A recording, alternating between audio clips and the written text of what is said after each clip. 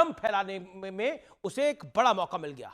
एकनाथ शिंदे ने एनडीए को हुए नुकसान की एक और बड़ी वजह तक इस मामले को बता दिया। लेकिन बड़ा प्रश्न है, क्या एनडीए में वाकई सब ठीक नहीं है? सीएनबीसी आवाज पर आज इसी मुद्दे पर होगी जोरदार टक्कर।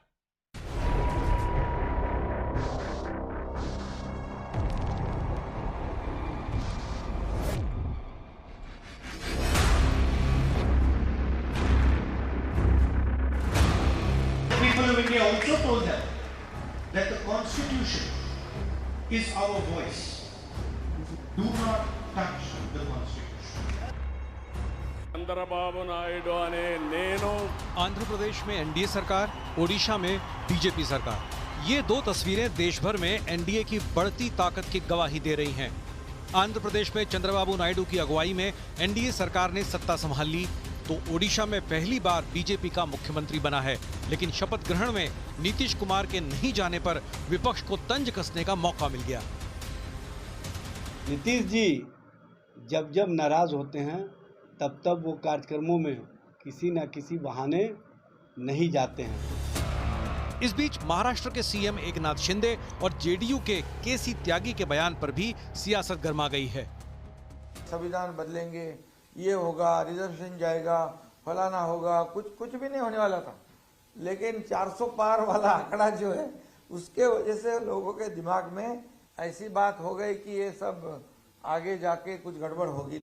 400 पार की जो हमारी खबर थी उसको लेकर के विपक्षी दलों ने उसे संविधान परिवर्तन से जोड़ करके चुनाव में उसका दुरुपयोग किया।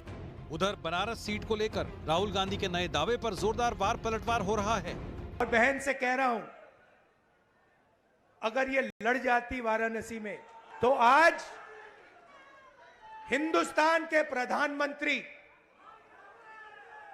2-3 लाख वोटों से वाराणसी का चुनाव हार जाते। कि प्रियंका गांधी होती, राहुल गांधी होते, अखिलेश यादव होते, यहां तक कि डिंपल यादव भी होती, तो वो प्रधानमंत्री को हरा देती। तो आज इन तमाम मुद्दों पर होगी देश की सबसे बड़ी बहस।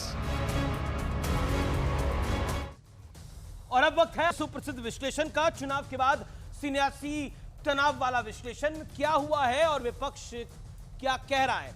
एनडीए ने केंद्र में जीत की हैट्रिक लगाई है। मोदी तीसरी बार देश के प्रधानमंत्री बने हैं। विपक्ष ने क्या कहा? 400 प्लस सीटें लाने में फेल रहा सत्ताधारी गठबंधन। यानी इनका नैरेटिव ये है कि 400 प्लस नहीं आया, लेकिन सरकार तो एनडीए की बनी, बीजेपी की बनी। 71 मंत्रियों के साथ मोदी 3.0 की शुरुआत हुई। बीजेपी के साथी दलों को झुंझुना थमाया, यह विपक्ष ने कहा। क्या हुआ? पीएम को काशी ने तीसरी बार अपना सांसद चुना। विपक्ष ने क्या कहा? राहुल बोले प्रियंका लड़ती तो मोदी 2 से 3 लाख वोट से हारते चुनाव। लेकिन मेरा मानना है कि अगर प्रियंका गांधी वाड्रा चुनाव लड़ती तो मोदी शायद अपने मार्जिन से, जिस मार्जिन से अभी जीते हैं 1,56,000, उससे भी ज्यादा मतों से जीत जाते, क्योंकि यह चुनाव उठ जाता। बढ़ता हूं मैं आगे।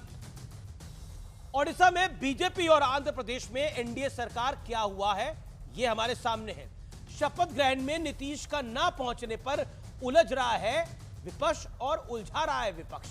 विपक्ष ये गेम खेल रहा है। पीएम मोदी ने, यह बहुत इंपॉर्टेंट है, क्या हुआ? प्रधानमंत्री मोदी ने हर मौके पर संविधान को सबसे ऊपर लगा।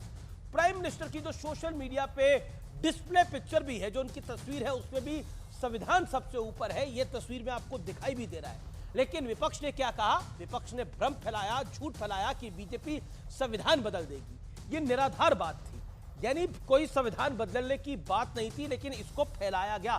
बीजेपी के भी कुछ नेताओं से गलती हुई। जो प्रत्याशी थे वो आओ ताओ में कुछ ऐसे बयान दे गए जिसका बीजेपी को खामियाजा हुआ। लेकिन बड़ा सवाल क्या है, बड़ा प्रश्न आज का यह है कि क्या सरकार विपक्ष का तालमेल मोदी 3.0 में बिगड़ा ही रहेगा, जो बीते 10 साल में हमें बिगड़ा हुआ दिखा है।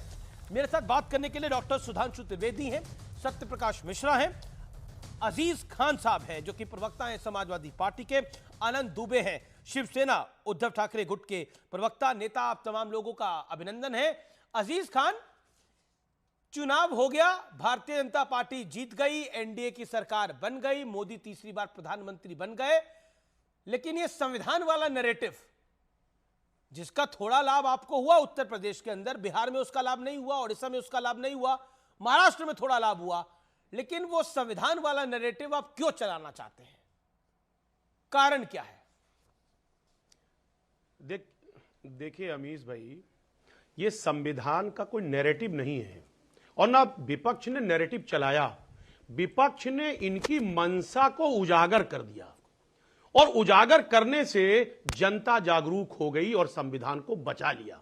ईमानदारी की बात यह है कि आप भी जानते हैं कि जिस तरह इनके नेताओं के मन में था, इनकी मंशा ठीक नहीं थी, उन्होंने अपने मुंह से भी कहा, बाकायदे स्पीच में इस बात को डाला कि हमें 400 पार करा दीजिए और हम संविधान को बदलना चाहते हैं, बदल देंगे, आरक्षण को खत्म कर देंगे। तो हमारे विपक्ष ने कोई नैरेटिव नहीं सेट किया, बल्कि इनकी मंशा को उजागर किया। एक बात अमीश भाई, दूसरी बात आपको बता दूं कि जिस तरह देश में बीजेपी ने माहौल खड़ा करने की कोशिश की, नफरत की राजनीति करने का प्रयास किया, नहीं इस देश की अच्छा, जनता मतलब आप ने कह रहे हैं कि उत्तर प्रदेश के लोगों को नफरत की जो राजनीति पसंद नहीं है। रही, एक सेकंड, देखिए ये तो जनता ने कहा लोगों को कि मुझे नफरत की विकास राजनीति पसंद नहीं है, मुझे लेकिन नफरत बिहार की को राजनीति पसंद है, चाहिए। महाराष्ट्र और के वो लोगों को जीता पसंद जागता नहीं है, प्रमाण लेकिन मध्य कि प्रदेश के काशी लोगों को जैसी पसंद जगह है। पे तो ऐसे आपने तो नहीं देखा होता ना। और काशी राजस्थान और में आसपास 50-50 की है, सीटों राजस्थान में में भी 60-40 है, किस तरह 40% सीटें सेंध आंध्र की, लगाया, 60% किस तरह बीजेपी जीती। ऐसा नहीं होता जी, ऐसा नहीं होता। जहां आपका कार्ड चला वो आपको मुबारक, जहां वो जीते वो उनको मुबारक। पॉइंट ये है कि मतलब चित भी मेरी पट भी मेरी वाली बात हो जाती है। ये तो मेरे साथ यहां पर सत्यप्रकाश मिश्रा है। सत्यप्रकाश मिश्रा, ये संविधान बदलने वाला नैरेटिव एनडीए को 400 पार नहीं लेके गया, लेकिन अब उसको दोबारा बोला जा रहा है। ये भ्रम है, झूठ है, इसका प्रधानमंत्री नरेंद्र मोदी कई बार मेरे इंटरव्यू में भी उन्होंने खंडन कर चुके हैं। लेकिन क्या कहना चाहते हैं? देखिए, सारा विपक्ष जानता है कि संविधान कोई इस देश का बदल नहीं सकता। उसमें संशोधन 106 बार हो चुका है, जिसको सबसे ज्यादा संशोधन कांग्रेस पार्टी ने किया। पहला संशोधन तो जवाहरलाल नेहरू के समय आया, उसको 9वीं अनुसूची में डाला। और राजीव गांधी का एक बहुत प्रसिद्ध भाषण है जिसमें वो कह रहे जरूरत पड़ेगा तो संविधान बदल देंगे। तो विपक्ष इस पर क्यों नहीं पूछता कांग्रेस से?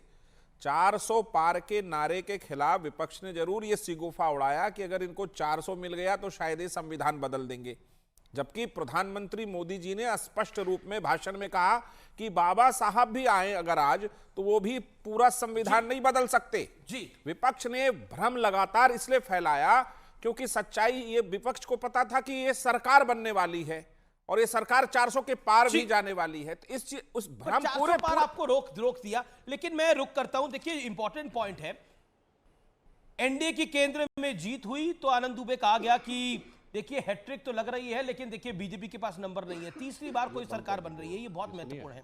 मंत्रियों ने शपथ ली तो कहा गया विपक्ष को झुंझुना फैला दिया गया है। अब एक नैरेटिव फैलाया जा रहा है कि अगर प्रियंका गांधी वाड्रा लड़ती वाराणसी से तो मोदी चुनाव हार जाते। आम आदमी पार्टी तो और आगे बढ़ गई, वो तो कह रही है कि डिंपल यादव और अखिलेश यादव भी लड़ते तो भी चुनाव हार जाते। ओडिशा में बीजेपी की सरकार बन गई वहां पर, और तमिलनाडु और टीडीपी की सरकार बन गई आंध्र के अंदर। वहां नैरेटिव फैलाया जा रहा है नीतीश बाबू नहीं पहुंचे।